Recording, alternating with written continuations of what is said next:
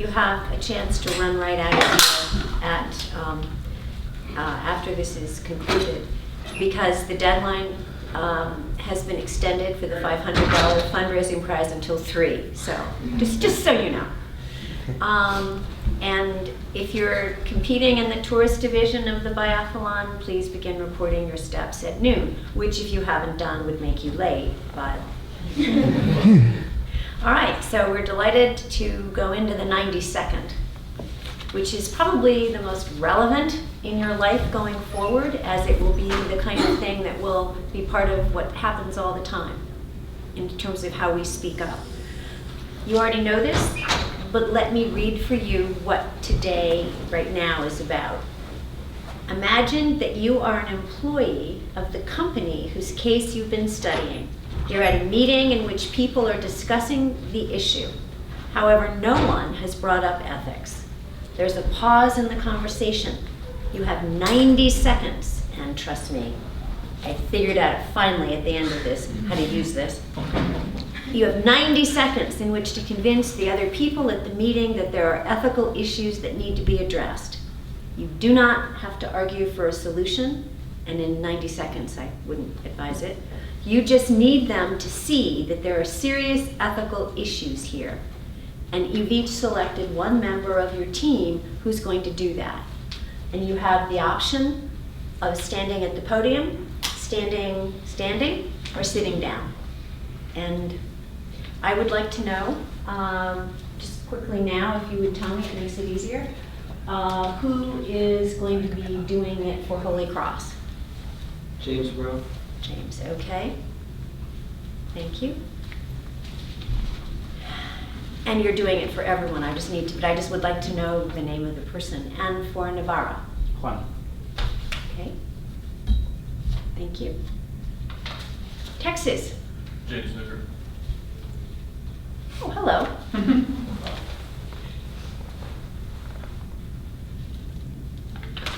And Marywood? Ellen Claus.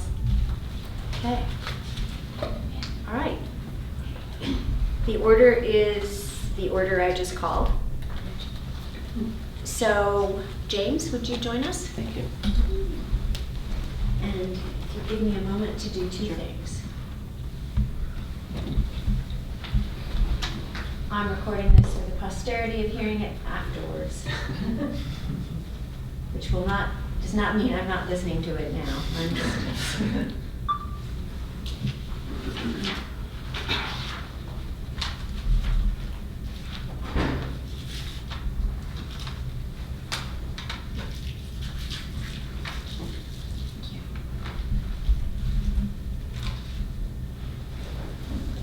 Is that the go? I'm sorry. No problem. When it's 90 It's very short. I have When to. it's 90 seconds, I don't want to cut 10 seconds off. All right, let's do it this way. Yes. Hi, I'm James from Billings and Collections, and something has been a concern to me lately. We've been talking at a higher level, about an industrial level, of what happens when we send bills to uninsured patients. And from Collections, I've noticed from my side that when we send 3, 4 notices and we don't receive anything back, we end up just throwing away those. And to us, it doesn't mean anything, and the hospital writes it off. But this weekend, when I was volunteering in a soup kitchen, the volunteer next to me was a young individual who is down on his luck. He's had a bad time, and he's in and out of drug testing as part of his halfway home program. And he's getting monthly bills for $60,000, and he doesn't have anyone to turn to. His family can't support him, he doesn't have anywhere to go, and it's putting him under a lot of stress. And when he talked to other people in this community, they said they'll just wait for the government to handle it. They throw it away. But as the hospital, I think that we have to step in and do something, because there are people on the other end of this, and it is our place to provide health care to those people, both in the hospital and after. And when we forget to build our policies from the ground up, from the communities and the people we serve, we're causing an issue. And I think we need to address this, working from the ground up, not from a high level down to the people. Thank you.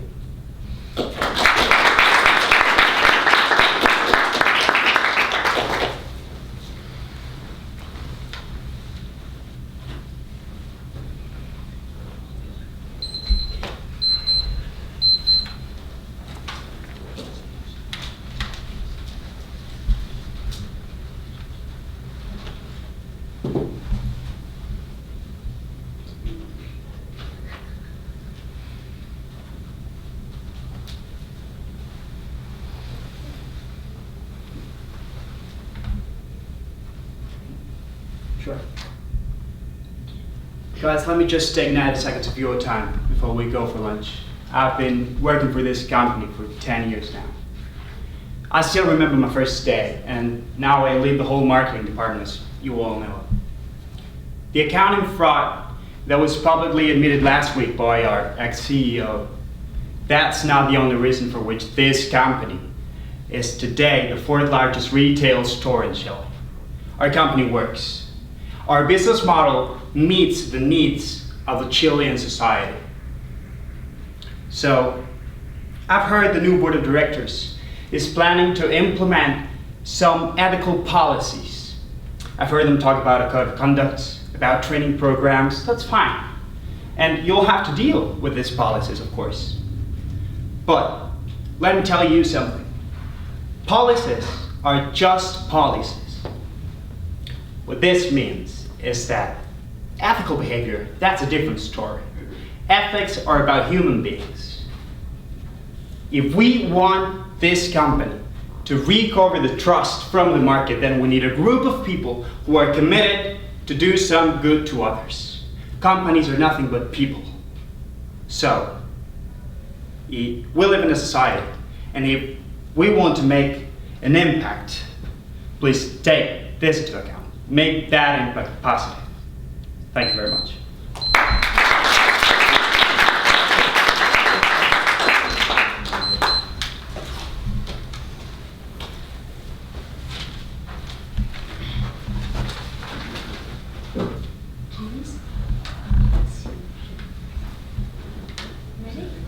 Yes, ma'am.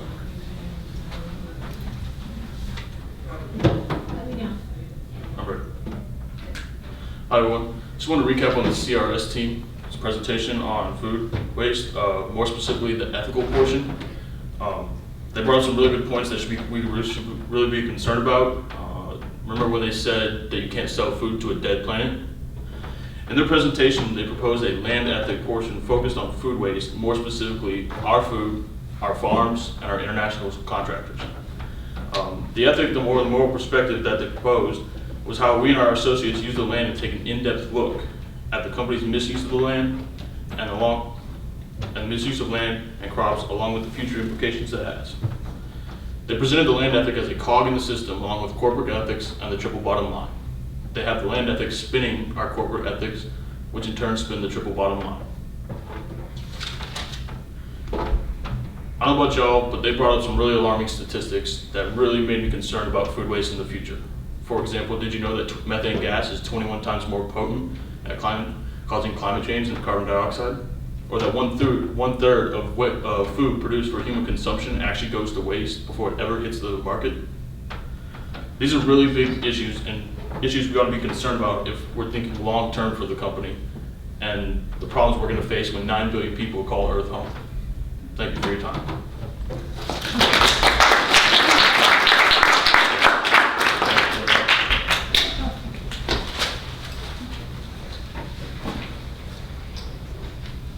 Here? Okay, good.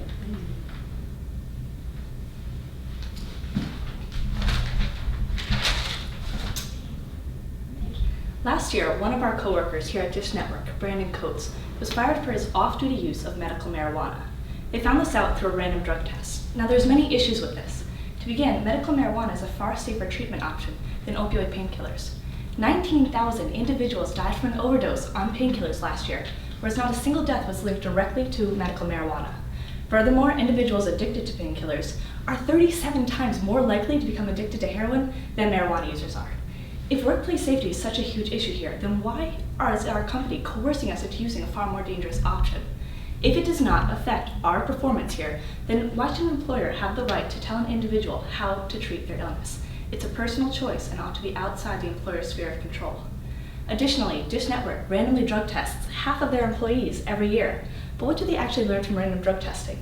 It doesn't measure an employee's performance. It doesn't tell you their qualifications.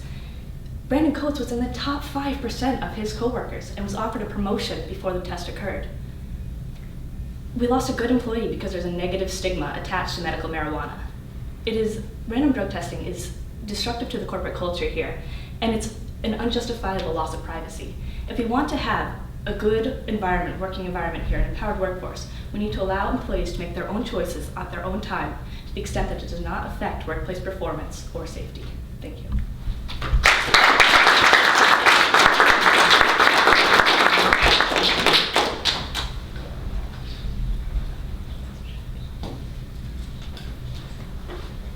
You did a great job, and I meant to shake the hands of everyone who left, and of course I didn't.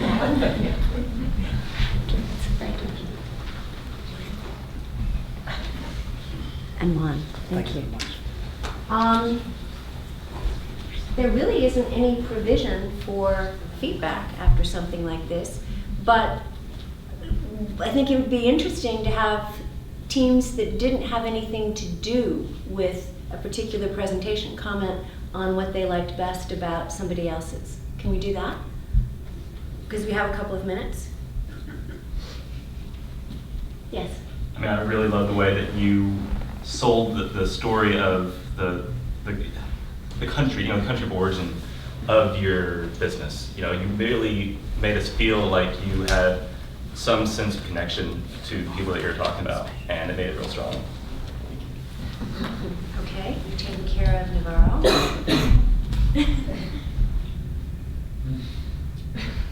It isn't going to impact the judging people. I really liked how the medical marijuana team linked a personal story to a broader issue, brought in statistics and everything. Great eye contact. Yeah, to also comment on that, I like how there's argument focused more on results of the employee rather than what his out of office activities were. So Marywood's taken care of. There were a couple of teams here that really did a good job of speaking to a fellow employee. And they got up there and talked about the situation in our company and really passionately shared their ideas about several of the teams did that really well. Great. That doesn't count for anybody.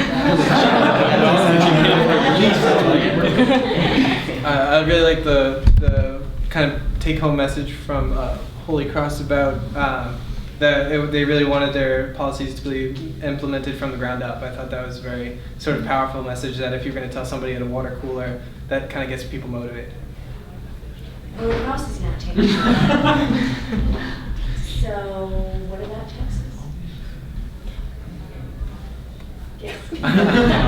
I really enjoyed that the idea of who's going to inhabit this earth, and the earth doesn't stop with us. That there are more important future goods that we kind of lose track of, and kind of putting them in perspective and bringing them up front right now allows us to deal with them and for a better tomorrow. And I think they did a great job of showing that. Any other comments anyone wants to make about anything else? I think what you did was extremely hard. And I think it is extremely useful, as a couple of you already know, I think this way. It's extremely useful for you as you apply this in other things. How is it hard, how did you feel, what was the greatest challenge that you felt in the 90-second? Crushed you into 90 seconds. Yeah. That's really profound. Yeah. Anything else about that? I mean, it is Because you were so close to it, or? Yeah, well, it is a passionate subject, but especially when it comes to allowing people to treat their illnesses the way they want to treat them.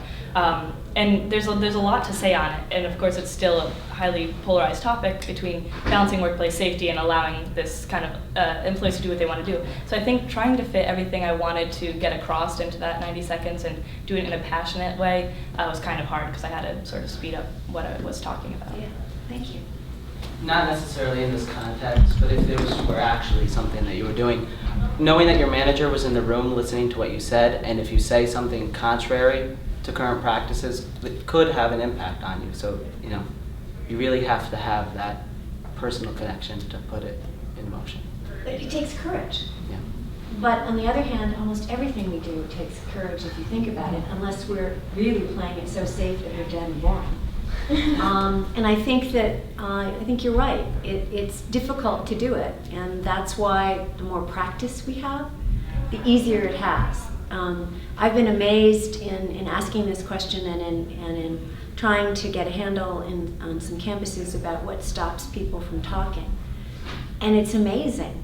The things that stop people from saying something when they see someone cheating or when they see something happening that's wrong is that none of us like conflict. And the understanding that how you go about it is really about practicing. And so this has really been practice for you. The next time there's really something, it's really easy to speak from what you really believe. And that's, I think, what you all proved today. I think that you each have very different ways of doing it. I don't believe, oh, that's, I do not believe that, actually. That's interesting. Oh, because I was trying to listen to something and I turned it back on. That was clever. Apologize. I think that, and I totally lost my train of thought. Oh, because each of you did this very differently. You had different styles of doing it. There's no one way to do it. What matters, though, is that your message come out. And so I think you all achieved that goal. And I think you saw some different styles, which is really useful too. I mean, a recap of a meeting, sharing with people what they may not have known and giving some highlights. A boss speaking, not necessarily a boss to all those people. Well, actually you were a manager of those people. But somebody speaking up about a subject that managers don't necessarily always bring to the attention of their people. Ethics isn't something that a lot of managers think to talk about when they talk about all the things that the employees need to know. You spoke peer-to-peer. Yes. About something you thought was unfair and inappropriate. In the company, yeah. And that had the potential of creating other people, other people being involved. And what am I forgetting? The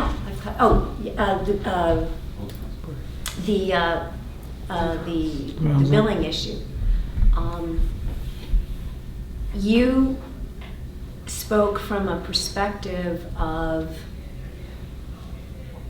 the story, which usually, a story generally captures people, but it was short enough so that you created a mood to understand what other people were experiencing by what you were doing. And I think that that was really useful too. So all different techniques, but what mattered is each of you handled it, I think, really well. So thank you. And I guess this concludes the stress part. And I suspect that you guys will have a very good afternoon. So thank you all very, very much.